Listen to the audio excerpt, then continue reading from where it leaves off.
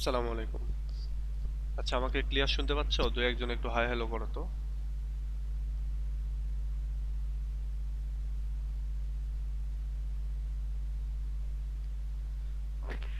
জি sir, শুনতে পাচ্ছি। জি sir, শোনা যাচ্ছে। আচ্ছা, থ্যাংক ইউ। দেখো, আমরা আমাদের সিলেবাস থেকে যদি দেখি, আমরা পড়তেছি হচ্ছে এই সরি এই as you like it, William শেক্সপিয়ারের এই রাইটিংটা অ্যাজ ইউ লাইক ইট। আমরা গ্রামার এই দুইটা পড়বো, পড়ার পরে আমরা একটু জাম্প করে অন্য একটা ইয়েতে যাব। আমরা ধরে এই উইলিয়াম ব্লেকের কবিতাতে চলে যাব, রোমান্টিক পোয়েট্রিতে। এটা আমরা জাম্প এই জন্য করতেছি যে আমাদের প্রত্যেকটা পার্ট থেকে যাতে একটা দুটো করে পড়া হয়ে যায়। কারণ ইন কোর্সের তো তোমরা জানোই যে খুব দ্রুত ইন কোর্সের ডেট দিয়ে দেয়, সেই জন্য আর কি। তো এই দুটো পড়া হয়ে গেলে আমরা এইদিকে যাব ইনশাল্লাহ। তো আজকে দেখো, আমরা আহ, আমাদের যে অ্যাজ ইউ লাইক ইট সেটার অর্ধেক গতদিনে পড়েছিলাম। আজকে আমরা হচ্ছে বাকি অর্ধেকটুকু পড়বো। দেখো, এই পর্যন্ত আমরা গতদিনে দেখেছি এবং এখানে আমি দেখেছিলাম যে আমরা আমাদের যে রোজালিন্ড, সে হচ্ছে টাসিস্টনকে সাথে করে নিয়ে এবং তার যে চাচাতো বোন শিলিয়া তাকে সাথে করে নিয়ে সে ফরেস্ট অফ আর্ডেনের দিকে গেছে। এবং যেই ফরেস্ট অফ আর্ডেনে অলরেডি তার যে বাবা ডিউক সিনিয়র সে অবস্থান করছে, এমনকি তার যে হচ্ছে লাভার অরল্যান্ডো সে ওইখানে অবস্থান করতেছে। তো ওই জায়গাতে সে গেছে, হচ্ছে তারা গেছে শিলিয়া এবং রোজালিন তারা ছদ্মবেশ ধারণ করে গেছে। তো এখানে দেখো, এখানে যাওয়ার পরে তাদের সাথে টাসিস্টন যে কোর্ট ফুল তাকে সাথে করে নিয়ে গেছে। এখানে যাওয়ার পরে ওই হচ্ছে ফরেস্ট পার্ডেনে তাদের সিলভিয়া এবং কোরিন্থ নামে দুজন হচ্ছে লোকের সাথে দেখা হলো। আহ, সিলভিয়া এবং কোরিন্থ হচ্ছে এই young man and old man. একজন হচ্ছে ইয়াং ম্যান এই সিলভিয়াস, আর আরেকটা হচ্ছে কোরিন হচ্ছে ওল্ড ম্যান। ইমার্সড অ্যাজ, আচ্ছা, engaged in a dispute about লাভ, এবং তারা ভালোবাসার বিষয় নিয়ে আর কি তর্ক করতেছিল। When Rosalind and Celia discover that Corinth has no food to give them, they decide on a whim to buy the cottage, pasture and folk that he mentions for sale. এবং তারা তখন ডিসিশন নিল যে কোরিন্থের যে বাড়িঘর তার হচ্ছে মানে রাখালের যা থাকে ভেড়া গরু এগুলো এগুলো সব কিনে নিতে চাইলো, মানে কিনে নেওয়ার সিদ্ধান্ত নিল সাডেনলি আর কি। কারণ কোরিন্থ অলরেডি ঘোষণা দিয়েছে সে এটা বিক্রি করবে। তো দেখো, এবার বলতেছে যে Jack returns after a long absence to Duke Senior and describe a fool he met in the forest. Jack সে অনেক দিন পর রিটার্ন করেছে, অ্যাবসেন্স টু ডিউক সিনিয়র, অর্থাৎ ডিউক সিনিয়রের অ্যাবসেন্সে সে অনেক দিন ধরেই ছিল না। তো সে আবার রিটার্ন করেছে এবং রিটার্ন করে আসার পরে সে এবার ডেসক্রাইব করতেছে যে এ fool he met in the forest, অর্থাৎ ফরেস্ট অফ আর্ডেনের ভিতরে একজন ফুলের সাথে তার দেখা হয়েছে, মানে ওই যে টাসিস্টনের সাথে। Orlando rudely interrupts their conversation and requiring food and thinking that he must act savagely in the savage forest, demands that they give it to him. Orlando এবার রিউডলি ইন্টারাপ্ট করলো এই কথাটার মধ্যে, তাদের কনভারসেশনের মধ্যে, এবং সে বলল যে তার খাবার দরকার এবং সে চিন্তা করতেছে যে অবশ্যই ওই লোকটা স্যাভেজলি আচরণ করতেছে এই স্যাভেজ বা বন্য ফরেস্টের ভেতরে, এবং demand that they give it to him, এবং সে ডিমান্ড করতেছে, সে বলতেছে যে এই খাবারটা তারা ওই লোকটাকে দিবে, ওই যে ফুল সে ফুলকে দিবে। He is met with a warm invitation by Duke Senior to join their meal. He is meet না he meet আর কি। He met with warm invitation অর্থাৎ অরল্যান্ডোকে দেখলো হচ্ছে আমাদের ডিউক সিনিয়র, এবং সে দেখে সে অরল্যান্ডোকে বললো তুমি আমাদের সাথে একসাথে খাই আসো, মানে উপস্থিত দাওয়াত যেটা বলে সেরকম একটা দাওয়াত দিল যে আসো একসাথে খাই। and briefly departs their tribe Adam, who was weak and hungry, so that he too may join, এবং হচ্ছে briefly departs to retrieve Adam, এবং সে অল্প সময়ের জন্য একটু চলে গেল অ্যাডামকে নিয়ে আসার জন্য। অ্যাডাম হচ্ছে অরল্যান্ডোর বাড়ির পুরনো কাজের লোক, তাকে সাথে করে নিয়ে সে বনের মধ্যে চলে আসছে আর কি। সে একটু সময়ের জন্য গেল এবং অ্যাডামকে নিতে গেল, কারণ অ্যাডাম হচ্ছে একটু দূরে ছিল এবং অ্যাডাম অত্যন্ত অসুস্থ হয়ে পড়েছিল এবং খুবই দুর্বল হয়ে পড়েছিল। সুতরাং সে হচ্ছে তাকে নিয়ে আসতে গেল এবং বলল যে সে জয়েন করতে পারে কিনা, এরকম একটা রিকোয়েস্ট। আচ্ছা, এই জিনিসটা একটু ক্লিয়ার করি, এখানে তোমাদের ক্লিয়ার হবে না আমি জানি, এখানে খুবই ছোট করে দেওয়া আছে এটুকু তাই। তো এখানে যখন ডিউক সিনিয়র তারপরে আরো সবাই দুপুরের বা রাতের যখনকারই হোক খাবার খাওয়ার আয়োজন করতেছে, তখন অরল্যান্ডো তো প্রচন্ড ক্ষুধার্ত। সে হচ্ছে তার যে ওল্ড একজন সার্ভেন্ট ছিল অ্যাডাম, তাকে নিয়ে সে এই বনের মধ্যে আসছে। তো এসে সে খাবার খুঁজতেছে, ক্ষুধার্ত, খাবার পাচ্ছে না। তো হঠাৎ করে দেখে যে কিছু লোক এক জায়গায় খাবার খাওয়ার জন্য বসে আছে বা খাবার খাবে এরকম একটা ভাব। তখন এই অরল্যান্ডো ওখানে গেল, গিয়ে তাদের কনভারসেশনের মধ্যে গিয়ে সে বাধা দিল এবং সে ওখানে গিয়ে একটু জোর খাটালো বা তাদেরকে একটু ভয় দেখানোর ভাব করলো যে আমাকে খাবার দাও নইলে তোমাদের খবর আছে, মানে স্যাভেজলি এই কাজটা করলো সে। এবং তখন আমাদের যে ডিউক সিনিয়র সে বলল যে আচ্ছা তোমার এত মানে ক্ষমতা দেখানো বা হচ্ছে কি কয় আমাদের উপর হামলা করার দরকার নেই, তুমি এমনিতেই আসো, তুমি ক্ষুধার্ত বোঝা যাচ্ছে, তুমি আসো, বসো, আমাদের সাথে খাওয়া দাওয়া করো। তো ডিউক সিনিয়র তো ভালো মানুষ, অরল্যান্ডো তো খারাপ না, সে তো চাচ্ছিল যাতে করে যে খাবার তাদের থেকে পেতে পারে সেজন্য।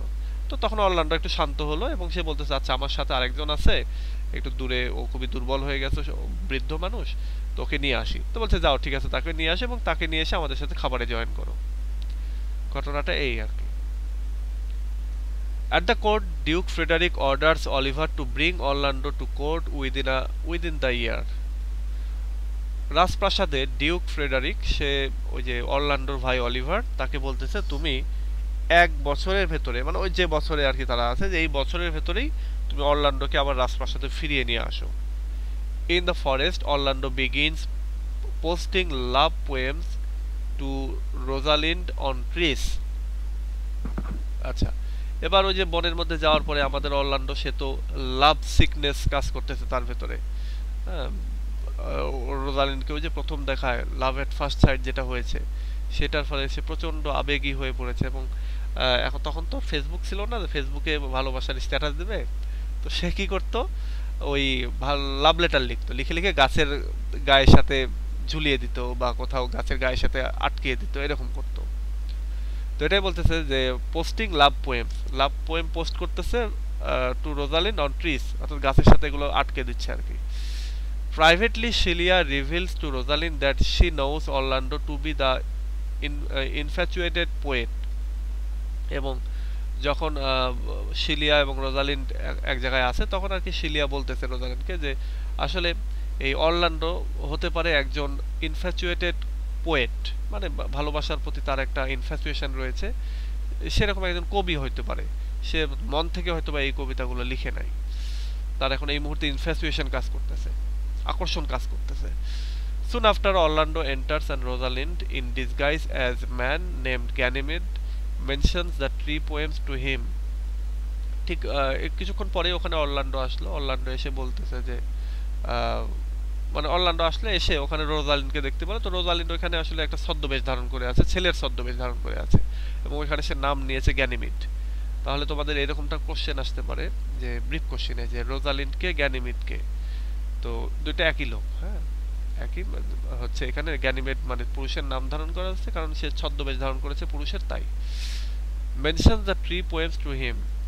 এবং রোজালিন তখন মেনশন করলো অরল্যান্ডোকে যে এই কবিতাগুলো কে লিখেছে, এটা তুমি লিখেছো কিনা বা অন্য কেউ লিখেছে কিনা, এরকমটা জিজ্ঞাসা করলো।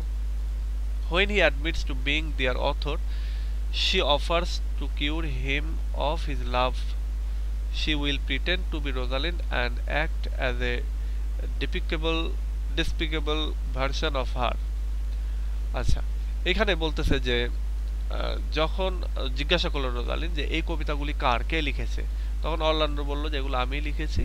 তো বলতেছে আচ্ছা আমি হচ্ছে আমি পুরুষ মানুষ হলে সমস্যা নেই, আমি মানে মেয়ের বা রোজালিন্ডের চরিত্রে আমি অভিনয় করব বা ভান করব এবং সেভাবে তুমি তোমার যে ভালোবাসা সেই ভালোবাসাটাকে আমার উদ্দেশ্যে, বা আমি যেহেতু রোজালিন্ডের মানে প্রিটেন্ড করতেছি, তো তুমি রোজালিন্ড মনে করে আমাকে তোমার ভালোবাসার কথাগুলো জানাও এবং এইভাবে তোমার যে ভালোবাসার যে সিকনেস সেই সিকনেসটা চলে যাবে এবং তুমি ভালো হয়ে যাবে।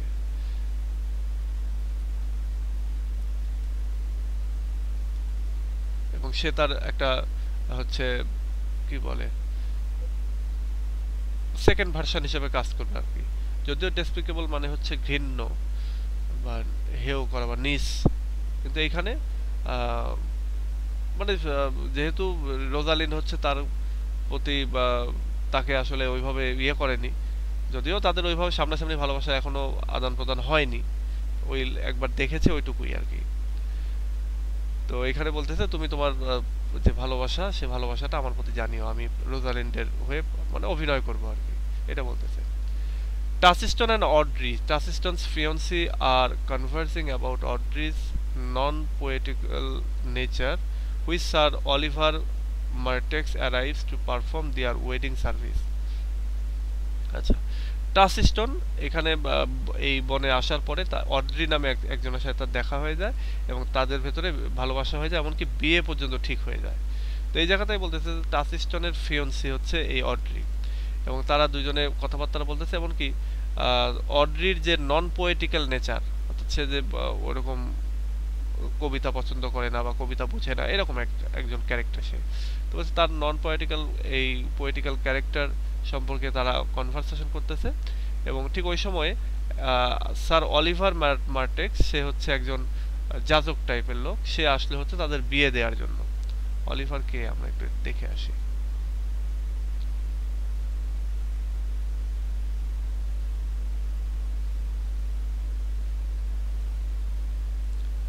এই কিউরেট, এই যে যাজক, sir Oliver মার্টেক্স।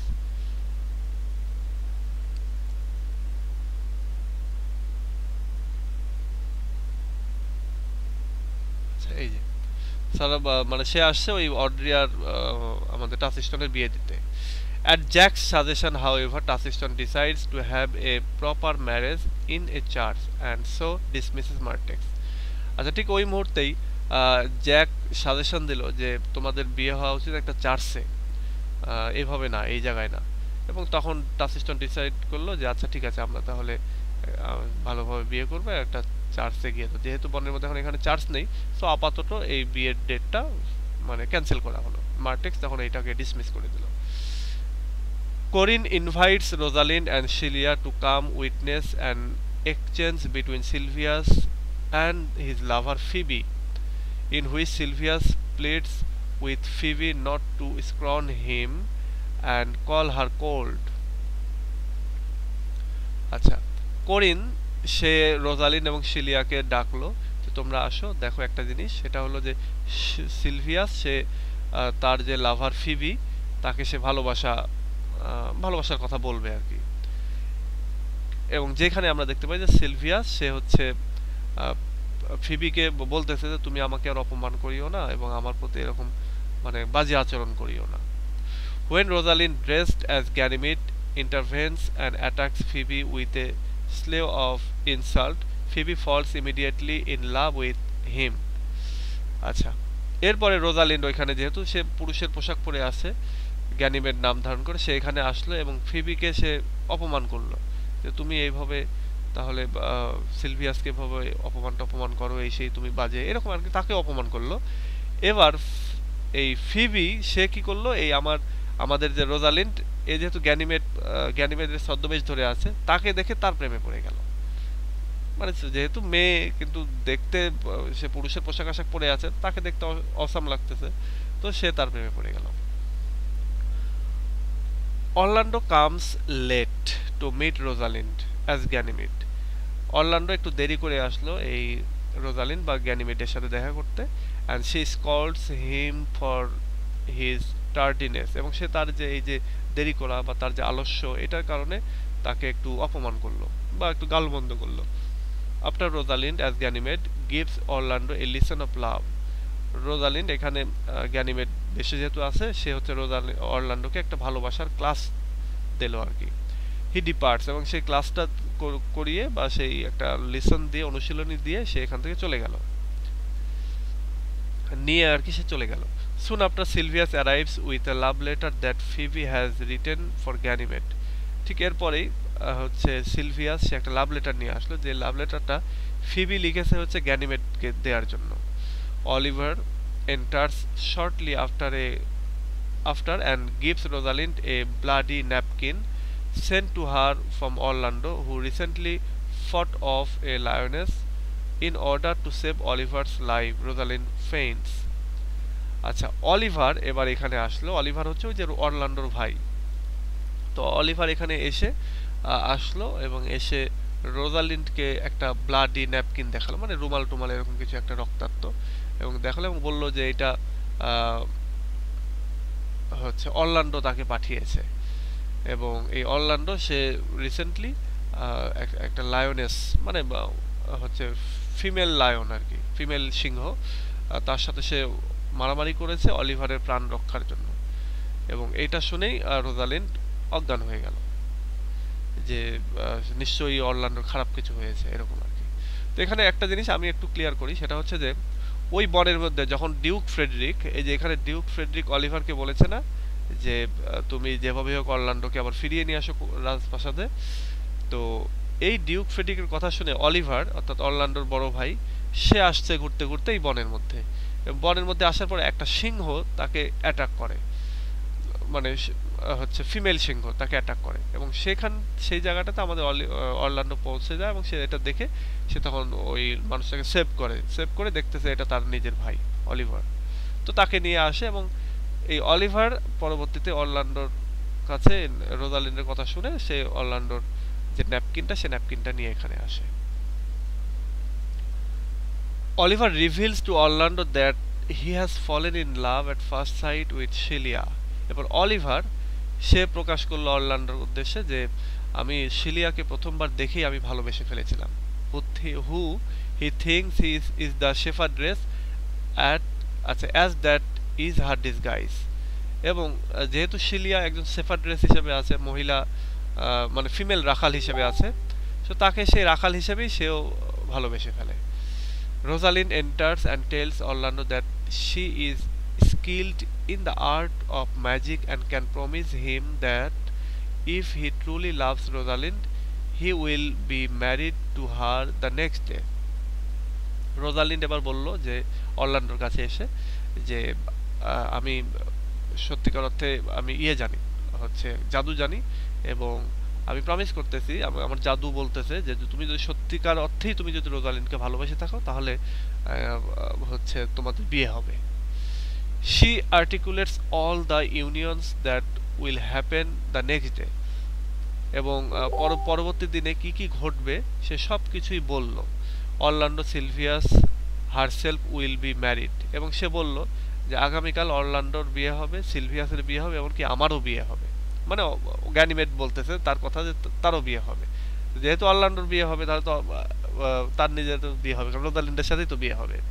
Orlando will marry Rosalind, Ganymede will marry Phoebe if he ever marries a woman, and if he doesn't then Phoebe will marry Silvius. আচ্ছা, অরল্যান্ডো রোজালিন্ডকে বিয়ে করবে, গ্যানিমেড সে হচ্ছে ফিবিকে বিয়ে করবে, এবং যদি সেটা না করে থাকে তাহলে সে বিয়ে করবে সিলভিয়াসকে। মানে এখানে একটা জিনিস খেয়াল করো, আমরা বেশ কয়েকটা জুটি পেলাম। হ্যাঁ, এটা একটা প্রশ্ন আসে যে এখানে কয়টা জুটি রয়েছে, তারা কে কে। তো এখানে ধরো আমরা পেলাম হচ্ছে অরল্যান্ডো রোজালিন্ড, এই একটা জুটি, মানে কাপল আর কি। এরপর অরল্যান্ডোর ভাই হচ্ছে অলিভার এবং শিলিয়া। এরপরে হচ্ছে আমরা পাবো হচ্ছে টাসিস্টন এবং অড্রি। এরপরে আমরা পাবো হচ্ছে সিলভিয়াস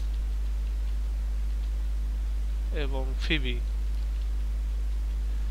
এই কয়েকটা হচ্ছে আমরা জুটি পাবো। এই জুটিগুলো সম্পর্কে প্রশ্ন আসে যে এই জুটিগুলো সম্পর্কে লিখো, এটা শর্ট কোশ্চেনে আসে, পার্ট বি এর যে কোশ্চেন সেখানে। তো এটা তোমরা একটু মনে রাখিও যে কে কে কার সাথে সম্পর্ক, এটা দরকার এবং এটা খুবই জরুরি আর কি। এবার আসো যে the next day Touchstone recounts to Duke Senior a humorous report of a quarrel he has just had with a courtier. পরের দিন টাচস্টোন সে বলতেছে ডিউক সিনিয়রের কাছে যে একটা হাস্যকর রিপোর্ট দিল। সেই রিপোর্টটা হচ্ছে একটা ঝগড়ার, এবং সে ঝগড়াটা করেছে সে একজন সভাসদ বর্গ ওখানকার তার সাথে। Then Hymen, the god of marriage, enters singing and escorts Rosalind to Orlando and her father. এরপরে হাইমেন হচ্ছে গড অফ ম্যারেজ। এই গড অফ ম্যারেজ সে হচ্ছে ওখানে আসলো, এবং সে হচ্ছে আমাদের যে রোজালিন্ড এবং রোজালিন্ডকে অরল্যান্ডোর কাছে দিল, এবং তার বাবা, মানে এক কথায় তিনজনকে এক জায়গায় এসকর্ট করলো। আচ্ছা, মানে একদিকে নিয়ে গেল, এক জায়গায় নিয়ে গেল। Rosalind's disguise as Ganymede is revealed, এবং এখানে রোজালিন্ড তার যে এতদিন যে গ্যানিমেড সেজেছিল সে, এমনকি তার বাবাও তাকে চিনতেছিল না এতদিন। তো এবার সে হচ্ছে ওই ডিসগাইজড অবস্থা থেকে সে বের হয়ে আসলো। অ্যান্ড শি ম্যারিজ অরল্যান্ডো, এবং সে হচ্ছে অরল্যান্ডোকে বিয়ে করলো। While Phoebe agrees to marry Sylvius, এবং ফিবি সে হচ্ছে বা এবার ওই অ্যাগ্রি করলো, আচ্ছা ঠিক আছে আমি তাহলে সিলভিয়াসকে বিয়ে করবো। ফিবি এখানে ওই যে গ্যানিমেডের প্রতি আকর্ষিত হলো, গ্যানিমেডকে থেকে সে আর সিলভিয়াসকে বিয়ে করতে চাচ্ছিল না। যখন দেখলো যে গ্যানিমেড তো আসলে রোজালিন ছদ্মবেশে ছিল, তখন তাকে তো সিলভিয়াসকে বিয়ে করা ছাড়া কোনো উপায় নাই। Just then, Jack the Boys, Orlando and Oliver's third brother enters to inform everyone that Duke Frederick, while on his way to attack Duke Senior in the forest, came across a religious man and was converted to a life of peace. আচ্ছা, ঠিক ওই মুহূর্তে এরকম যখন একটা বিয়ে ভাব চলছে, ঠিক ওই সময় জ্যাক ডি বয়েজ হচ্ছে ওই যে আমাদের অরল্যান্ডোর যে থার্ড নাম্বার যে ভাই, 3 নম্বর যে ভাই, সে এখানে আসলো, এবং সে এসে ঘোষণা দিল যে ডিউক ফ্রেডারিক সে হচ্ছে ডিউক সিনিয়রকে ফরেস্টের ভেতরে অ্যাটাক করার উদ্দেশ্যে সে আসছিল। আসার সময় তার একজন রিলিজিয়াস ম্যানের সাথে দেখা হয়ে যায়, এবং দেখা হওয়ার পরে সে ওইখানে নিজেও একজন রিলিজিয়াস পার্সন হিসেবে সে তীর্থে চলে যায়। মনে হয় না যে তীর্থে বলতে ধরো ওখানে এসে তার মনে হলো যে আচ্ছা আমার ভালো হয়ে যাওয়া উচিত, বা রিলিজিয়াস ম্যানের কাছে বসে কথাবার্তা শোনার পরে সে আর কি বলতে পারো যে ওই যে আমাদের তাবলিগে চলে যায় না, এরকম তাবলিগে চলে গেল আর, মানে সে ভালো হয়ে গেল, খারাপ ছিল ভালো হয়ে গেল। সেও ভালো হলো কোথায় এসে, আমাদের ফরেস্ট অফ আর্ডেনে কিন্তু এসে, ফরেস্ট অফ আর্ডেনে মানে সে ওই যে ডিউক সিনিয়রকে আক্রমণ করার উদ্দেশ্যে কিন্তু সে আসতেছিল, এবং আসতে গিয়ে এই ফরেস্ট অফ আর্ডেনে আসার পরেই সে ভালো হয়ে গেল, এবং সে ওখান থেকে চলে গেল।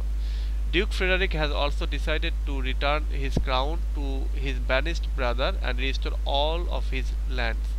Duke Frederick এবার এখানে যেহেতু ভালো হয়ে গেছে, সে সিদ্ধান্ত নিল যে সে তার ভাই যাকে সে নির্বাসিত করেছে তাকে ফিরিয়ে আনবে, তাকে রাজপ্রাসাদ ফিরিয়ে দেবে, এবং তার সমস্ত জমি জমা সব ফিরিয়ে দেবে। Duke Senior welcomes Jack the Boys and praises the fortune of the occasion. Duke Senior সে এবার জ্যাককে সে হচ্ছে ওয়েলকাম জানালো, এবং প্রশংসা করলো, মানে এক কথায় যে শুকরিয়া জানালো আর কি, যে এইখানে তার যে একটা ফরচুনেট অবস্থা চলতেছে, সৌভাগ্যর যে বিষয়টা এসে গেছে, তার ভাগ্যটা ভালো হয়ে গেল, সেই বিষয়টাকে সে মানে প্রশংসা করতেছে সেই বিষয়টা নিয়ে। He suggests that they continue on in their rivalry and marriages. এরপরে সে বলল যে আমাদের ডিউক সিনিয়র বলল যে সে সাজেস্ট করলো যে আচ্ছা ঠিক আছে, আমরা এই যে সবাই নিজেদের ভেতরে যে নিজেরা যেভাবে প্রিটেন্ড করেছিলাম সেখান থেকে যে বের হয়ে আসতেছি, তো এরকম সে বললো যে আচ্ছা ঠিক আছে, সবাই সবার পরিচয় দেয়া এটা করতে থাকো, এবং বিয়ের যে আয়োজন করা হয়েছে বিয়েটাও চলতে থাকুক। Jack meanwhile announces that he will go join Duke Frederick in his new monastic lifestyle. Jack অর্থাৎ ওই যে জ্যাক ডি বয়েস সে আবার ঘোষণা দিল যে আমি ওই ডিউক ফ্রেডারিকের সাথেই যাব, তার সাথে আমিও তাবলিগে যাব, মানে বলতে পারো যে তাবলিগ টাইপের আর কি, এরকম সেও তীর্থে যাবে। The play finishes with an epilogue spoken uncharacteristically by a woman, in which Rosalind expresses her aim to conjure the audience. এখানে আমাদের যে নাটকটা, এই নাটকটা একটা এপিলগের মাধ্যমে শেষ হচ্ছে, এবং এপিলগ হচ্ছে বলতে পারো একটা উপসংহার। নাটকের শেষে যে বক্তৃতা দেওয়া হয় বা একটা কবিতা থাকে আর কি, সেই কবিতার মাধ্যমে এই নাটকটা শেষ হচ্ছে। এবং সেই কবিতাটা বলতেছে আনক্যারেক্টারিস্টিক্যালি বাই এ উইমেন, মানে একটা উইমেন যার পরিচয় আর কি এই ইয়েতে দেওয়া হয়নি এই গল্পের ভেতরে। এবং যেখানে রোজালিন্ড এক্সপ্রেস করতেছে তার যে হচ্ছে কনজিউর বলতে তার যে ভেলকি আর কি, হয় না যে তার যে মহিমা, সেই মহিমাটা সে এখানে এক্সপ্রেস করতেছে অডিয়েন্সের সামনে। তো এই হচ্ছে টোটাল স্টোরিটা। এখানে দুই তিনটা প্রশ্ন খুবই গুরুত্বপূর্ণ। এবারকার সাজেশনটা যদি আমি তোমাদেরকে দেখাই,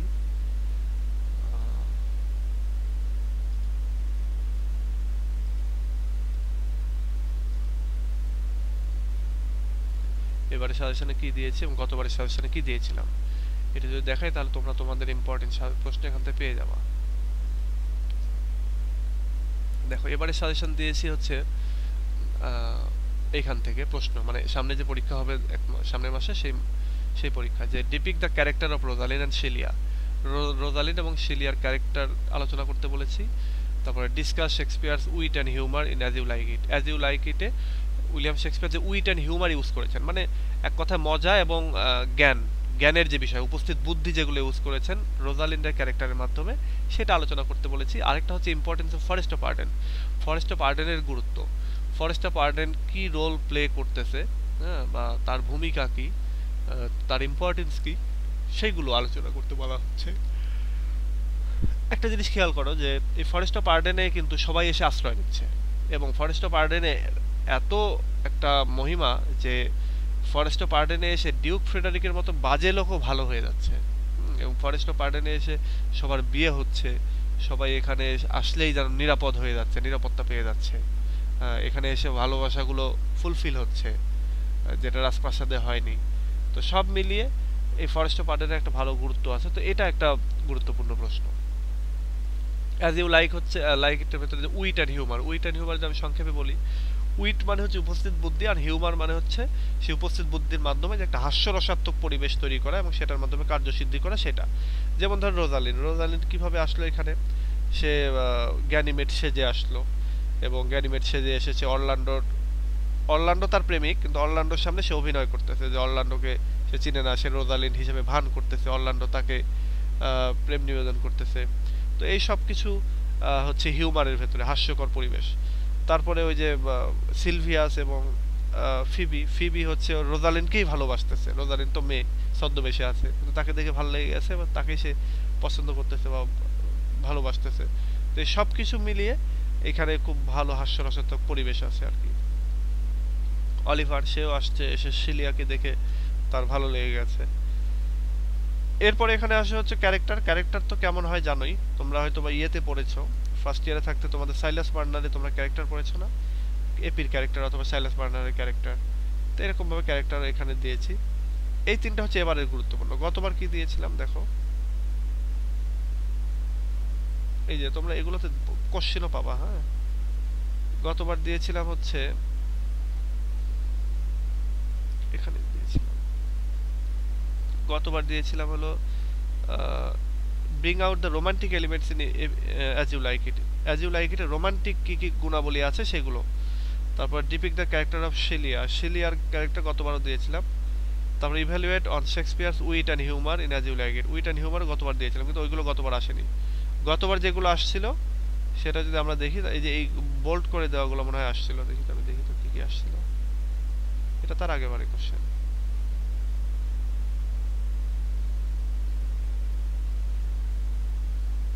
রোমান্টিক এলিমেন্ট, আচ্ছা রোমান্টিক কমেডি হিসেবে আসছিল। রোমান্টিক এলিমেন্ট যখন বাইর করা যাবে তখন রোমান্টিক কমেডি এটা সেটাও বাইর লেখা যাবে আর কি ফ্রি হ্যান্ডে। তারপরে এখানে আসছিল হচ্ছে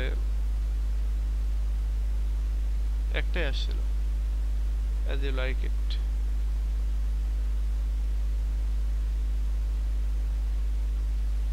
একটাই আসছিল গতবার, তার মানে এবার ওখান থেকে দুইটা আসবে, আসার মতো আর কি। Evaluate as anti romantic comedy.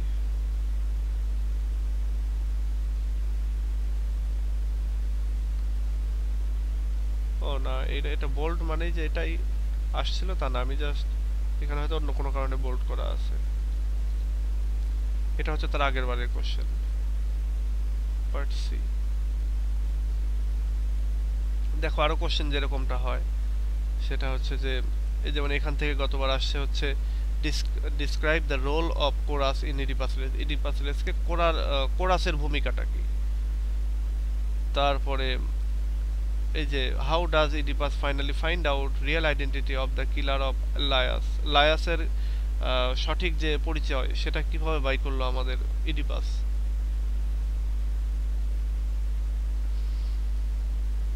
তার আগের বার যেটা আসছিল এখান থেকে যে Oedipus Rex as a tragedy, এটা এবার যদি না আসে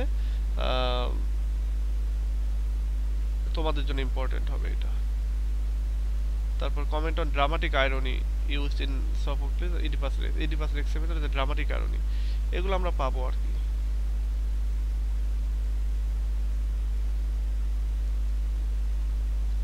আচ্ছা, তো আজকের ক্লাসটা একটু ছোট হচ্ছে। ছোট হওয়ার কারণ হলো যে আমরা যেহেতু গতদিনে অর্ধেক পড়েছিলাম সেই জন্য। এখানে নিচে আরো অনেকটা আছে, আমি একটু দেখাই। নিচে হচ্ছে এই যে সামারি 2 আছে, সামারি 2টা তোমরা পড়ে নেবা, এটা ইজি আছে, আমি এটা দিয়েছি জাস্ট এখান থেকে যদি কোনো ইনফরমেশন মিসিং যায় তাহলে এটাও পড়ে নিলা সেজন্য। আর আরো কিছু জিনিস আছে নিচে আমি পড়াই। যেমন দেখো এখানে আছে কোটেশন।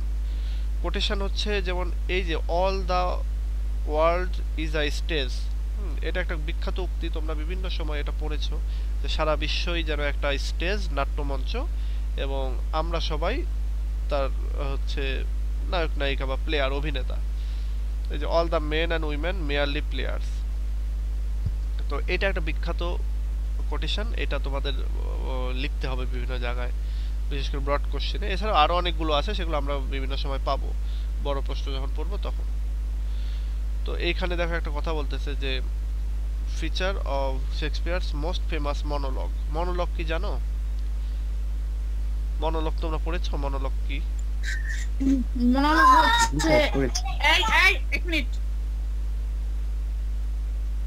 আচ্ছা, মনোলগ হচ্ছে যে সিঙ্গেল ব্যক্তি যে কোনো ঘটনাকে মানে ডিসক্রাইব করে। আর মনোলগ কবিতা হইতে পারে, আবার যে একজন সিঙ্গেল স্পিকার একটা পোয়েম, একটা ড্রামা নোবেল ন্যারেট করে, এরকম না ভাইয়া? হ্যাঁ অনেকটা এরকমই, তুমি যেটা বলতেছো আচ্ছা, এটাই। আপনি একটু একটু বিস্তারিত বলেন, আমরা আবারও শিখি। আচ্ছা, তুমি যেটা বলতেছো সেটাই, যে একজন স্পিকার সেটা বলবে, তবে ড্রামাতে এসে যেটা হবে যে এটা ঠিক সলিলোকি না। সলিলোকিতে গতদিনে যেটা বলতেছিলাম যে একজন স্পিকার কথাটা বলবে এবং এই কথাটা হচ্ছে কেউ মানে অডিয়েন্স আমরা শুনতে পাবো, কিন্তু স্পিকার এমনভাবে বলতেছে যেন কেউ যেন শুনতে পাচ্ছে না। কিন্তু মনোলগের ব্যাপারটা এরকম না। মনোলগ হচ্ছে যে তোমার এটা এরকম যে থিয়েটারে বা স্টেজের ওপরে স্পিচটা প্রেজেন্ট করা হবে, একজন সিঙ্গেল স্পিকার এটা বা ক্যারেক্টার এটা প্রেজেন্ট করবে এবং প্রায় এটা দিয়ে আসলে এক্সপ্রেস করবে তাদের থটগুলিকে, তাদের চিন্তা ভাবনাগুলোকে এখন জোরে জোরেই আর কি প্রকাশ করবে। এবং মাঝে মাঝে হবে যেটা হবে এটা ডিরেক্টলি অ্যাড্রেস করবে কোনো একটা ক্যারেক্টারকে, অ্যাড্রেস করে এটা বলবে, আবার অনেক সময় অডিয়েন্সকে অ্যাড্রেস করে এই কথাটা বলে থাকে। এই হচ্ছে বিষয়। ব্যাপারটা হচ্ছে যে ওই সলিলোকি হয় মানুষের মানে প্রধান ক্যারেক্টারের মনে মনে। তো মনে মনে বললে তো আর স্টেজের উপরে আমরা শুনতে পাবো না। আধুনিক ফিল্মে কি হয়, মনে মনে কথাটা তাও এটা অডিও দিয়ে শোনা যায়, কিন্তু স্টেজের উপরে হলে তো শোনা যাবে না। এই জন্য সলিলোকিটা স্টেজের উপরে পারফর্ম করার সময় জোরে জোরেই বলে। সলিলোকি হচ্ছে মনের ভেতরে ঘটে যাওয়া ঘটনা, সেটা সে বলবে না। আর মনোলগ হচ্ছে সে এক্সপ্রেস করবে কারোর সামনে, অডিয়েন্স হিসেবে আমরা সব শুনতে পাবো। আচ্ছা, এবার দেখো এর ভেতরে এই কোটেশনের আমরা যেটা দেখলাম এটাই সবচেয়ে বড় কোটেশন, এছাড়াও আরো অনেক আছে, সেগুলো আমরা বড় প্রশ্ন পড়তে গেলে পড়বো। এবার দেখো কিছু মিউজিক এবং সং, কিছু কিছু এক কথা মিউজিক আছে। বলতেছে as you like it is known as a musical comedy. এটা মিউজিক্যাল কমেডি নামেও পরিচিত। এখানে প্রচুর মিউজিক আছে, তোমরা যদি কোন টেক্সট পড়ো তাহলে দেখতে পাবা এখানে। Because of the number of songs in the play, এর কারণে হচ্ছে এই প্লের ভেতরে, এই নাটকের ভেতরে অনেকগুলি গান রয়েছে। There are more songs in it than in any other play of Shakespeare. এখানে যতগুলি গান আছে এটা উইলিয়াম শেক্সপিয়ারের অন্য কোনো নাটকে এত গান নেই। These songs and musics are incorporated in the action that take place in the Forest of Arden as shown below। এবং এই গানগুলোর ম্যাক্সিমামই ঘটেছে হচ্ছে যে তোমার ফরেস্ট অফ আর্ডেনের ভেতরে। এবং সেই গানগুলো কি কি দেখো, আন্ডার দ্য গ্রিনউড ট্রি, এইটা একটা হচ্ছে গান, এবং it summarises the views of Duke Senior on the advantage of country life over the amenities of the court. Amenities sings the song. আচ্ছা, Amiens sing the song, Amiens নামে একটা character সেই গানটা গায়। গানটার হচ্ছে তোমার আন্ডার দ্য গ্রিনউড ট্রি, এই গানটা ডিউক সিনিয়র যখন এই ফরেস্ট অফ আর্ডেনে আসে, ফরেস্ট অফ আর্ডেনে আসার পরে এখানকার যে সুযোগ সুবিধা যেটা সে পায়, যেটা সে রাজপ্রাসাদেও পায়নি, তো সেই সুযোগ সুবিধা পাওয়া এবং সেখান থেকে একটা হ্যাপিনেস, সেই হ্যাপিনেস থেকেই সে এই গানটা আসলে অ্যামিন যে একজন হচ্ছে ক্যারেক্টার, সে এই গানটা গায়। ডিউক সিনিয়রের ভিউটাকেই সে গানের সুরে বলে আর কি। এরপর আরেকটা আছে blow blow the winter wind, this song is sung by Amiens. এটা হচ্ছে অ্যামিনস সেই গায়। ইট আচ্ছা, it states that physical sufferings caused by forest and winter winds is preferable to the inner sufferings caused by man's ingratitude। আচ্ছা, এই গানের মাধ্যমে আসলে যেটা বলতে চাচ্ছে আমাদের অ্যামিন নামক এই ক্যারেক্টার, সে বলতেছে যে আসলে শারীরিক যে কষ্ট সেটাকে সওয়া যায়, বনের ভেতরে শারীরিক কষ্ট, তারপরে হচ্ছে তারপর রাফ ওয়েদার বা শীতের যে বিষয় সেগুলো সওয়া যায়, কিন্তু যে জিনিসটা সওয়া যায় না বা প্রেফারেবল না সেটা হচ্ছে যে মানুষের মনের ভেতরে যে কষ্টটা, এবং এই কষ্টটা যেটা অন্যের অকৃতজ্ঞতার কারণে মানে উৎপন্ন হয়েছে যে কষ্টটা, সেটাকে সহ্য করা যায় না। এরপর আরেকটা গান, what shall he have that killed the deer, it's another song which added a lively spectacle and some forest coloring to contrast with love talk in the adjoining scene. It highlights the pastoral atmosphere। এটার মাধ্যমে মূলত ওইখানকার যে pastoral atmosphere বা গ্রাম্য যে একটা setting, সেই সেটিংটার কথা বলা হচ্ছে। এরপর আরেকটা আছে, ইট ওয়াজ এ লাভার অ্যান্ড হিজ ল্যাস, ইট serves A prelude to the wedding ceremony. এটা হচ্ছে ওয়েডিং সেরিমনির আগে এই গানটা গাওয়া হয়, এবং এখানে এটা দিয়ে আসলে ওই যে হয় না যে বিয়ের যে গান, আমরা আগেকার যুগে গ্রামাঞ্চলে দেখতাম না যে বিয়ের গান, সেই বিয়ের গানটাই যেন এখানে গাওয়া হচ্ছে, এবং এটার মাধ্যমে একটা প্রস্তাবনা যেন দেওয়া হচ্ছে। It praises spring time and is intended to announce the rebirth of nature. এটা স্প্রিং টাইমের প্রশংসা করতেছে এবং নেচার যেমন নতুন করে জেগে উঠতেছে সেটাও বলা হচ্ছে। And the theme of moral generation in human life, মানুষের যে নৈতিক জেনারেশন, নৈতিক উত্থান মানুষের জীবনে, যে মানে সেই নৈতিক উত্থানেরই যেন রিবার্থ ঘোষণা করা হচ্ছে। Thomas Morley is known to have set the lyrics of this song to music in the form of মাড্রিগাল।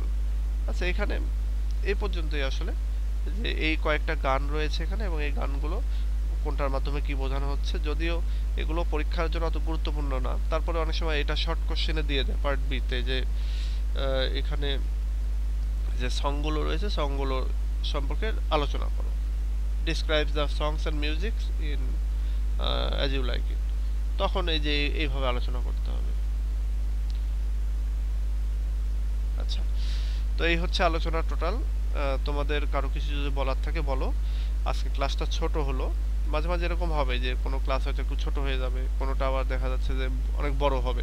বড় হবে বলতে দেখা যাচ্ছে আমি হয়তো তখন আরো দ্রুত পড়ে ওগুলোকে বোঝানোর চেষ্টা করব, কারণ সময় তো আমাদের 1 ঘন্টাই, 1 ঘন্টার বেশি আমরা পাবো না, কারণ এই যে তোমাদের পরে আছে ওল্ড সেকেন্ড ইয়ার পরে আছে আমার 4th ইয়ার, তো এই জন্য আসলে টাইট শিডিউলের কারণে সমস্যাটা।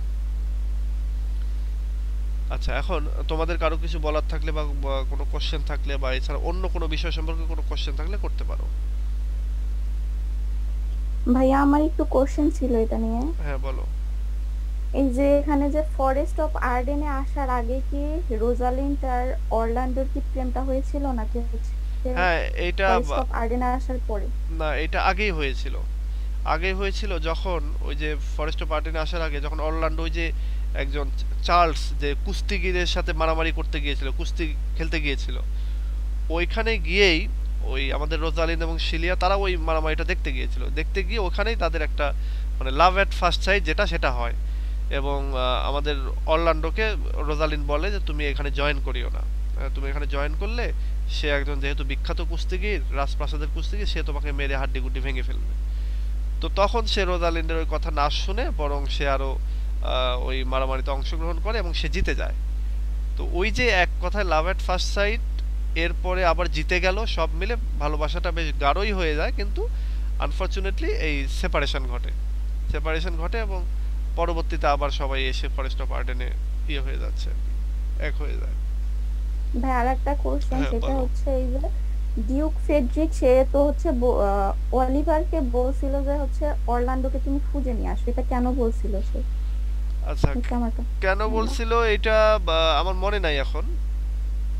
এটা হচ্ছে যে অরল্যান্ডো, এখানে একটা কাহিনী আছে। কাহিনীটা এরকম, রোজালিন্ড সে চলে গেছে, রোজালিন্ড যাওয়ার সময় শিলিয়াকে অর্থাৎ ডিউক ফ্রেডারিকের মেয়েকে নিয়ে গেছে। তো এখন সে মেয়ের জন্য তার মন খারাপ, তার মেয়েকে তো পাইতে হবে। তো এটার জন্য সে এখন এবং সে ভাবতেছে যে রোজালিন্ড ঠিকই অরল্যান্ডোর কাছেই গেছে। তো এই জন্য সে অরল্যান্ডোর খোঁজে অরল্যান্ডোর বাড়িতে পাঠায়, হচ্ছে লোক পাঠায়। তো ওখানে গিয়ে অলিভার বলে যে অরল্যান্ডো এখানে নাই, অরল্যান্ডো এখান থেকে চলে গেছে। তখন আমাদের ফ্রেডারিক তখন অলিভারকেও ডেকে পাঠায় যে তুমি, মানে ডেকে পাঠানোর পরে তাকে বলে যে তুমি তোমার ভাইকে যেখান থেকে পারো নিয়ে আসো, কারণ তোমার ভাই রোজালিনকে নিয়ে গেছে এবং রোজালিন্ডের সাথে আমার মেয়েকেও নিয়ে গেছে।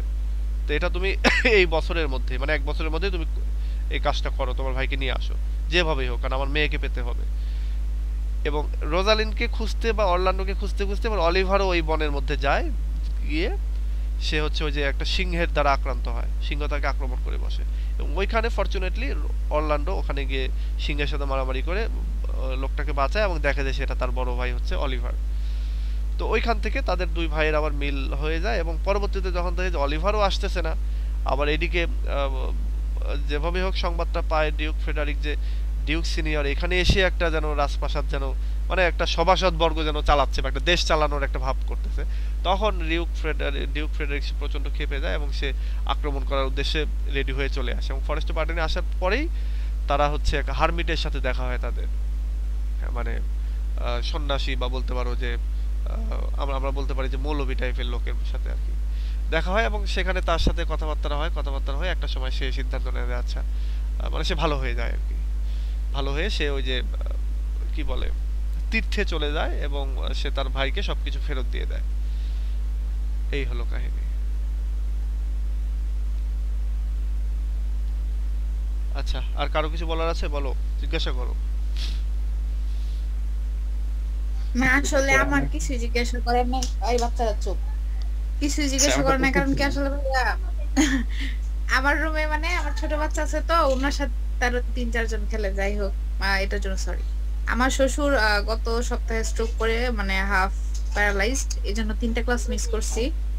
আজকে থেকে আবার উনার টেক কেয়ারও করতেছি, আবার আজকে থেকে পড়াশোনা শুরু করছি। তো আমি 3টা ক্লাস করব, মানে রেকর্ডেড ক্লাসগুলো করে তারপরে পরের ক্লাসে কোয়েশ্চেন করব। ভাইয়া মাইন্ড করেন না, ঠিক আছে? আমি আচ্ছা 3 দিন মানে গত 3টা ক্লাস একদমই করতে পারি নাই। আচ্ছা, ঠিক আছে। হুট করে এত কিছু হয়ে গেল, সামলাইতে পারিনি। আচ্ছা, আরেকজন কি যেন বলতে চাচ্ছিল? স্যার আমাদের পরবর্তী যে ক্লাসটা সেখানে মানে রোমান্টিক পোয়েট্রি ওটা নেওয়া হবে নাকি? হ্যাঁ, সামনের দিনে আহ, রোমান্টিক পোয়েট্রি নিয়ে হবে। আমরা অ্যাজ ইউ লাইক ইট টা শেষ করলাম এবং ইডিপাস রেস্টটা শেষ করেছি। আমরা এবার সামনের দিনে পড়বো হচ্ছে এই রোমান্টিক পোয়েট্রির উইলিয়াম ব্লেকের এই কবিতাগুলো পড়বো, এই যে ইন্ট্রোডাকশনটা। ভাইয়া আমি উইলিয়াম ব্লেকের 5টা কবিতা, সংস অফ ইনোসেন্স এর 5টা কবিতা, ইন্ট্রোডাকশন, ল্যাম্প, চিমনি সুইপার, নার্সের সং, এই 4টা পড়ছি। হোলি থার্সডেও পড়ছি। টাইগারটা মানে এই 5টা পড়ছি আর কি। সামারি, থিম, টোন, মানে এগুলা মোটামুটি জাস্ট দেখলাম। এখন কবিতা তো আমরা পড়তে পারি না, ওই যে ই করে একদম বিশ্লেষণ করে তো আমরা কবিতা পড়তে পারি না, মানে অনেকেই তো ফার্স্ট ইয়ারে বাঙ্ক মারছি যেমন আমি। এদের কি হবে, এরা কিভাবে সেকেন্ড ইয়ারের মানে পোয়েম গুলো কভার করবো? ওই যে আমি পড়াই, দেখো তারপরে বুঝো কিনা। আমি তো ওই জন্যই পড়াবো, আচ্ছা ঠিক আছে ভাইয়া। ওই জন্যই তো পড়াবো আমি। আচ্ছা ভাই। আচ্ছা, সামনের দিনে যে এই কবিতাগুলো মিনিমাম তো এখানে 2, 3, 4টা কবিতা, এগুলো সব ছোট ছোট কবিতা। ইন্ট্রোডাকশন, ল্যাম্প, তারপরে চিমনি সুইপার, এরকম দেখা যাচ্ছে যে এখানকার হয়তো 2 দিনে শেষ হয়ে যাবে। তারপরে এই কবিতাগুলো হয়তো 2 দিন 1 দিনে শেষ হয়ে যাবে। হ্যাঁ, তারপর এই যে উইলিয়াম ওয়ার্ডসওয়ার্থের কবিতাগুলো অনেক বড় বড়, অনেক জটিল। এই কবিতাগুলো, এই যে উইলিয়াম ব্লেকের যে কবিতাগুলো, সেগুলো আমরা লাইন বাই লাইন পড়বো। যেগুলো ছোট ছোট কবিতা, সেগুলো আমরা লাইন বাই লাইন পড়ে একেবারে ওয়ার্ড বাই ওয়ার্ড পড়ে ফেলবো। আর কিছু কবিতা আছে অনেক বড়, সেগুলো আমরা পড়বো হচ্ছে সামারি। যেমন ধরো এই ওয়ার্ডসওয়ার্থের কবিতাগুলো সামারি পড়তে হবে। তারপরে এই এই যে এস.টি. কোলরিজের কবিতা, এই 2টা সামারি পড়তে হবে। ডন জুয়ান সামারি পড়তে হবে। তারপরে অ্যাডোনাইস সামারি পড়তে হবে। টু স্কাইলাক এটা লাইন বাই লাইন পড়া যাবে আর কি। জন কিটসের গুলো আমরা লাইন বাই লাইন পড়বো। আচ্ছা, তো ঠিক আছে, আজকে এ পর্যন্তই। ভালো থেকো সবাই, নেক্সট ক্লাসে আবার কথা হবে। আর তোমাদের কোনো কোশ্চেন থাকলে এর ভেতরে গ্রুপে কোশ্চেন করবে, গ্রুপে পোস্ট দিয়ে দিবে, আমি তাহলে ওই অনুযায়ী অ্যান্সার দেবো ইনশাল্লাহ। আচ্ছা, ভালো থেকো। আচ্ছা ঠিক আছে ভাইয়া, আসসালামু আলাইকুম।